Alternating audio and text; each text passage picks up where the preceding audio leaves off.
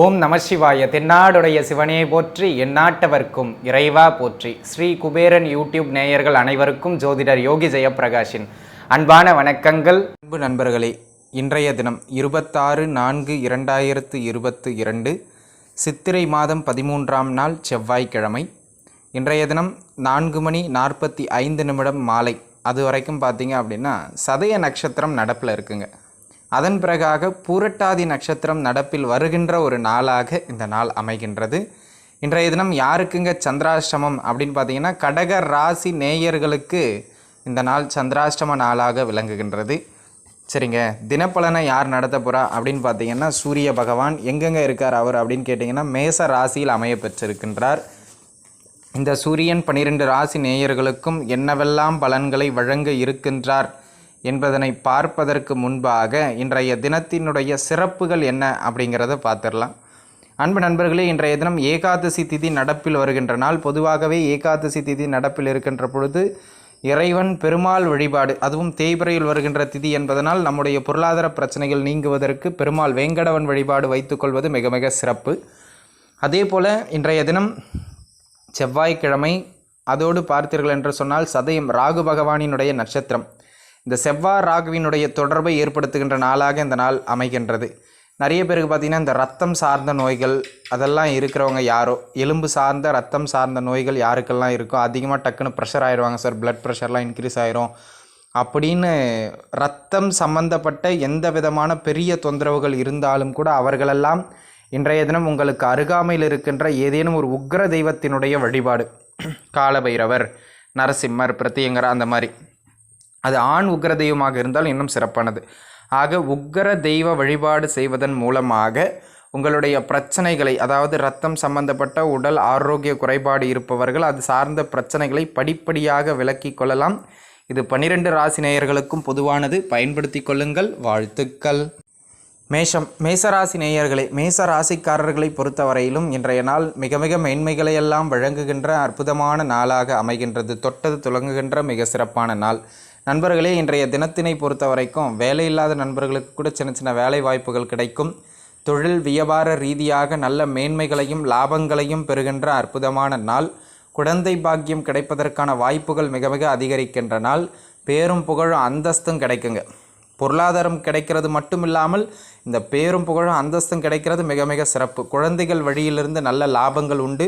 வரவேண்டிய பணங்கள் வந்து சேரும். வாழ்த்துக்கள்.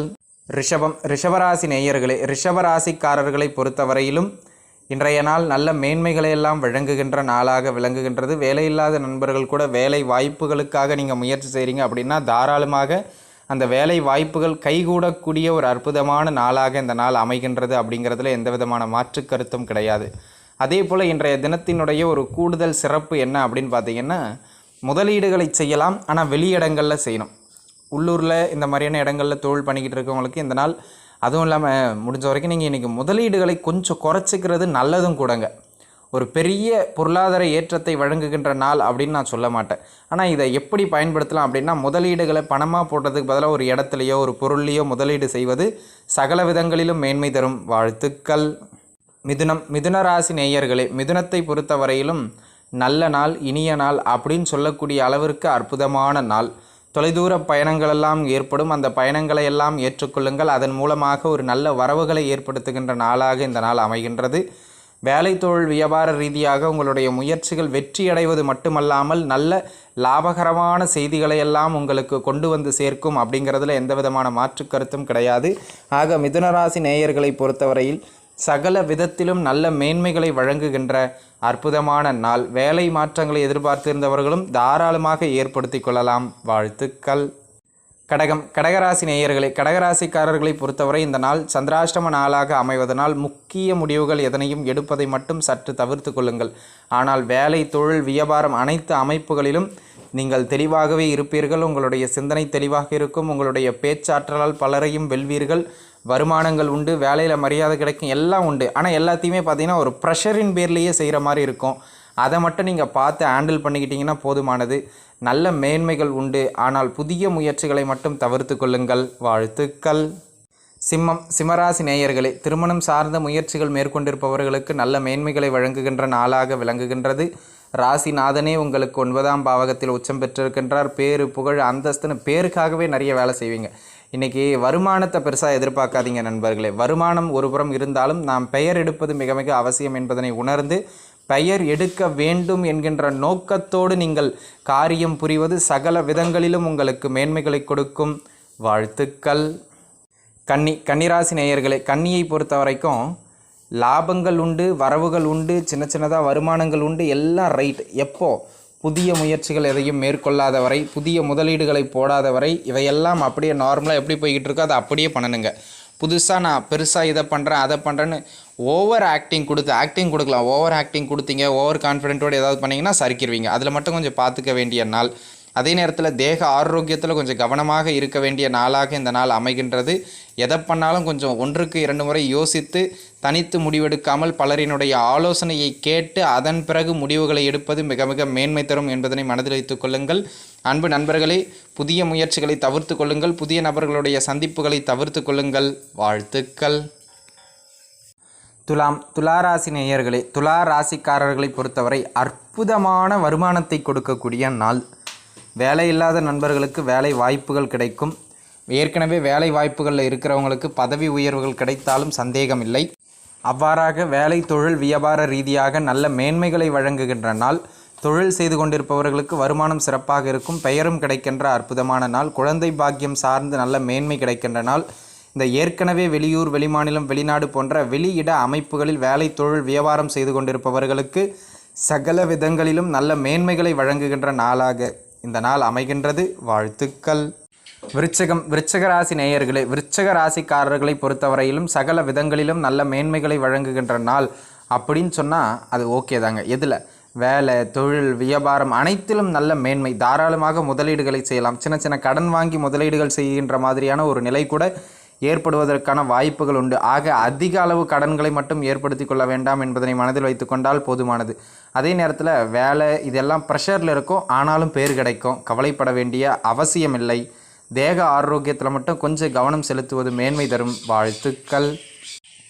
தனுசு ராசி நேயர்களே, தனுசு ராசிக்காரர்களை பொறுத்தவரை இந்த நாள் புதிய முயற்சிகள் ஏதேனும் செய்கின்றீர்கள் என்றால் கொஞ்சம் பார்த்து நிதானமாக செய்யணுங்க. நல்ல பேர் புகழ் அந்தஸ்து பொருளாதாரம் எல்லாத்துலேயும் மேன்மையை வழங்குகின்ற நாள். அது மட்டுமல்ல, குறிப்பாக பேர் புகழ் இந்த பூர்வீக சொத்துக்களுக்காக ட்ரை பண்ணுறவங்களுக்கெல்லாம் இந்த நாளில் நல்ல மேன்மை ஏற்படும். தகப்பனார் வழியிலிருந்து நல்ல ஆதரவுகள் கிடைக்கும். காதலில் வெற்றி ஏற்படும். அதற்கெல்லாம் சிறப்பான நாள். ஆனால் நீங்கள் எதை பண்ணாலும் 1க்கு 2 முறை யோசித்து நிதானித்து முடிவெடுக்கிறது தான் பல விதங்களிலும் மேன்மையை தரும். புதிய நண்பர்கள், புதிய அறிமுகங்கள் ஏதேனும் வந்தால் அதனை மட்டும் தவிர்த்து கொள்ளுங்கள். அல்லது 1க்கு 2 முறை சரியா என யோசித்து அதன் பிறகு அவர்களோடு கைகுலுக்குவது மேன்மை தரும். வாழ்த்துக்கள். மகர ராசி நேயர்களே, மகர ராசிக்காரர்களை பொறுத்தவரை வருமானம் இனிதே அமைகின்ற நாள். வாழ்க்கை துணையின் வழியிலிருந்து ஏதேனும் சிறு சிறு வருமானங்கள் வந்து சேருவதற்கான அமைப்பு கொண்ட நாளாக இன்றைய நாள் அமைகின்றது. அஷ்டமாதிபதி 4ஆம் பாவகத்தோடு தொடர்பு கொண்டிருக்கார். ஏதேனும் ஒரு பொருட்களை வாங்குகின்ற பொழுது 1க்கு 2 முறை யோசித்து வாங்குங்கள். அல்லது அந்த பொருட்களினுடைய தரத்தை பரிசோதித்து வாங்குவது மேன்மை தரும். கடையில் பார்க்கின்ற பொழுது பலபலன்னு இருக்குங்க, வீட்டுக்கு கொண்டு வந்த பிறகு தான் தெரியும் அது அந்தளவுக்கு ஒர்த் இல்லை அப்படிங்கிறது. ஆக அதை அங்கேயே பார்த்து வாங்கிறது நல்லது. தேக ஆரோக்கியத்திலையும் கொஞ்சம் கவனம் தேவை. வருமானம் இனிதே அமைகின்ற அற்புதமான நாளாக இந்த நாள் அமைகின்றது. வாழ்த்துக்கள்.